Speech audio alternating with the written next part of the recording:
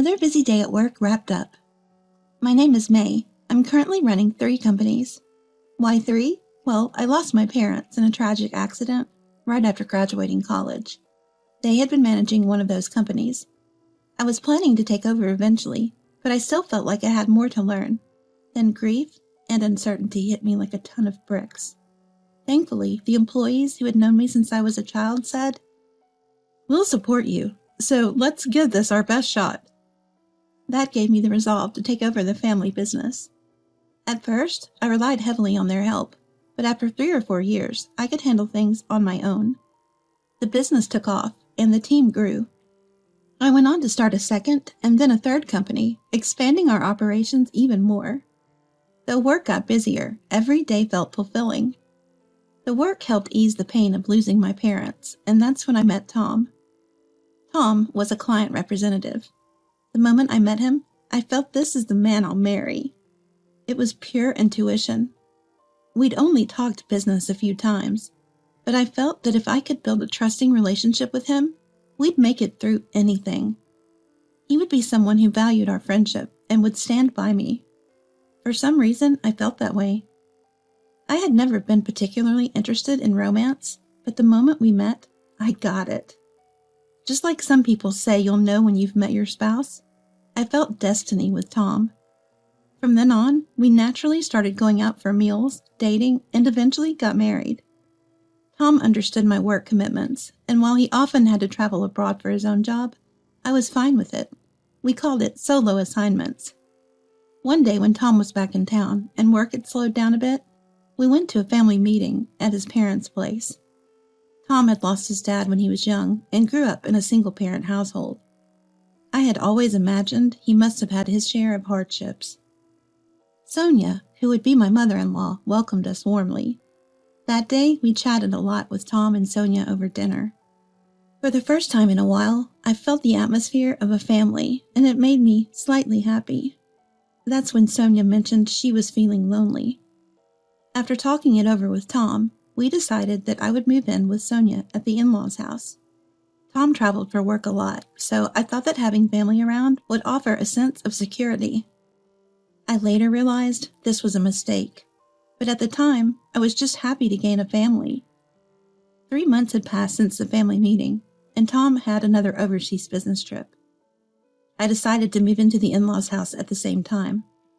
I had talked to Sonia about my job during the family meeting, so I assumed she understood I was busy. "Welcome, May. It's good to have you here. We'll take good care of each other, you, me, and Tom." Sonia greeted me warmly, and I felt a bit relieved. Having someone to call Mom again made me happy for a brief moment. But when Tom left for work, Sonia's smile vanished. She started complaining about trivial things, and it seemed like she was getting more irritable with me. I had a bad feeling, but thought, maybe Sonia is just lonely. One day, swamped with work, I was in a rush to get started. Then Sonia burst into my room. "May, what are you doing? Help me clean." "Sonia, I have work to do now. I'll clean up later," I replied. "No, it has to be now. Hurry up," she shouted. Sonia's expression was different than usual.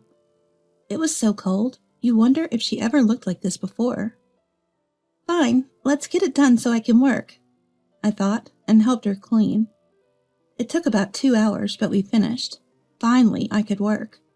Before I knew it, it was evening. Sonia stormed into my room again. "May, how long are you going to hole up in here?" "Sonia, please wait. I'm in the middle of some important work." "What are you talking about? You're just playing on your computer." "It's not play. It's called remote work," I tried to explain. "Don't give me that nonsense. You're just unemployed. I saw it on TV," she yelled. Even though she had nodded along when I talked about my work at the first family meeting, I was at a loss. She just wouldn't understand. Both Tom and I were busy, so we probably couldn't contribute much to the household chores. However, I had been contributing $5,000 a month to the in-laws' house to make Sonia's life easier. That's enough to hire a housekeeper. I had left the finances up to Sonia, hoping it would make our daily lives easier. Sonia herself had also said she wanted to be in charge of managing the household budget. Despite this, things turned out this way. Did she want to teach me how to be a proper daughter-in-law? At that moment, I was still optimistic, not wanting to ruin my newfound family. Months later, Tom's sister, Kathy, arrived at the in-laws' house.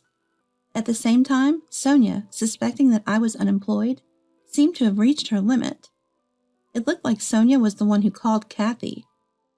As soon as Kathy entered my room, she said, "So, you're the unemployed daughter-in-law, huh?" "Oh, not you too." I was perplexed. "No, I'm not unemployed. I have a job," I responded. I didn't hold back, but what can you expect? She's Sonia's daughter. She just wouldn't listen. She's a spitting image of her mom, I thought. Ever since then, Kathy has been coming over almost every day, shouting insults like unemployed and antisocial through the door along with Sonia. It's like listening to a duet of reclusive frogs. I just chalked it up to, this must be rural San Diego. You're bound to hear some croaking frogs, and let it roll off my back. It's not like I'm running 3 businesses for nothing. I've worked hard to develop a thick skin. I don't want to worry Tom, who's working hard overseas. I'll have a good talk with him once he's back. By the way, Kathy's already married. Her husband's a workaholic who doesn't interfere with whatever she does, or so it seems. Maybe he should start. Why is he even married to someone like this? Does he even know what's going on? But this can't go on forever. It's exhausting. I was starting to feel that way. Eventually, it seemed that my resolve was starting to annoy Sonia and Kathy. One day, Kathy started ramming my door. I told her she was going to break it, but she broke it and came in anyway. Well, she finally did it. I had the feeling their harassment had intensified. "Hey, unemployment queen, Mom and I are fed up. Can you please leave?" Sonia, beside her, was nodding in agreement. When I asked what she meant by leave, she said, "You barely help around the house and just stay in your room being antisocial. You're just in the way. Mom and I, her favorite, want to live here together. And Tom's okay with it," she added. Sonia, maybe feeling emboldened, said, "I'd be happier that way." I found out they'd been bad-mouthing me to the whole family. That same night, a man named John, claiming to be a relative, showed up and started berating me. "It's unbelievable that someone who's agreed to live with us is just antisocial," he screamed. He only believed what Sonia and Kathy told him. What even is this? My desire to value family was cooling, at an alarming rate. I realized there was no need to pay high living costs to stay here. Am I going to lose the family I'd gained? No, these people aren't family. Thinking this, I contacted Tom. After I told him everything, he said, "There's no need to stay there anymore. Let's live together here. We can continue to do so even after my overseas assignment is over." So I immediately started the handover process at work and began packing. I couldn't wait to leave this house. The next day, I left without a word. No regrets. I couldn't care less if they struggle without me. Think about your own situation. That's what I thought to myself. 3 days later, I was overseas with Tom. At first, I was a bit overwhelmed by my new environment, but I gradually got used to it and began enjoying myself. About 3 months after leaving, I got a message from Sonia. She's finally caught on, huh? Maybe they contacted Tom, but they seemed really angry this time. Sonia was blocked on my phone, so when they called me, it was easy to guess why. As soon as I answered, they jumped in. "Hey, May, where's the money you're supposed to send? We thought you were just hiding away, but then you leave the house without a word. We don't need a daughter-in-law like you. Divorce Tom. Give Tom back to us." "Yeah, Mom's right. We don't need an unemployed daughter-in-law who doesn't contribute." They were both yelling at me over the phone. "I won't follow you anymore," I said and hung up. That's when I made up my mind. I'll expose everything, and I'll name names. Tom and I decided to go live on social media. I got contact info for Sonia, Kathy, and our relative John from Tom. Attached the livestream URL and sent. We're going live to tell you all the truth. Felt like a YouTuber for a moment. Once we confirmed everyone had tuned in, we started the stream. Facing the camera, Tom and I began to speak. "I know this is sudden, but we want to share what Sonia and Kathy have been doing to me. I run 3 companies, but currently work remotely. I often travel overseas for work, and since May works remotely, she hasn't been able to help around the house. To ease the burden on Mom, May has been contributing about $5,000 a month to the household. The chat started buzzing at the mention of $5,000. Yet Mom and my sister took that money to splurge and hurled abuse at May. I showed evidence of the money transfers to corroborate Tom's explanation. That's the whole truth.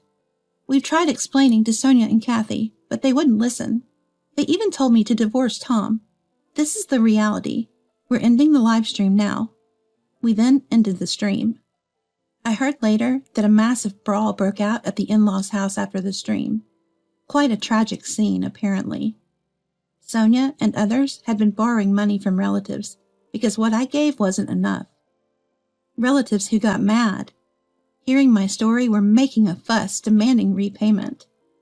After a while, Sonia and Kathy, who were struggling with repayments, reached out for money. I flatly refused. Their audacity to ask for money under these circumstances made me marvel at their resilience. I was beyond baffled. I was impressed. I then blocked their numbers. After that, life went smoothly. Tom's overseas assignment ended, and he came back to the U.S., and we resumed our life together. Living in the States again after a long time, it's stress-free and comfortable. Work was progressing better than expected. When I returned, I gave all my employees gifts and treated them to a high-end restaurant. Everyone seemed genuinely happy at work. It motivated me to work even harder. I then heard from John and the other relatives who had yelled at me before. They wanted to apologize and were interested in doing business with my company. I was hesitant, but realized some relatives had valuable business connections and good business propositions. So, considering the future of my company and my staff, I decided to keep relations amicable as long as they weren't hostile. And guess what? I discovered I was pregnant. I expect the challenges of first-time parenting to be tough, but I'm determined to do my best. Fortunately, there are experienced moms among my employees. They said, "Feel free to reach out anytime if you need advice." It's incredibly reassuring. Tom's also eagerly waiting for the baby. There were tough times since our marriage, moments filled with doubt, but surrounded now by people I trust and love, including my amazing husband. I realize how blessed I am. I know that, whatever comes our way, as long as I'm with Tom, we'll get through it. I hope our upcoming baby is also blessed with love and support. I often find myself rubbing my belly and saying, "Don't worry, you've got Dad and Mom looking out for you."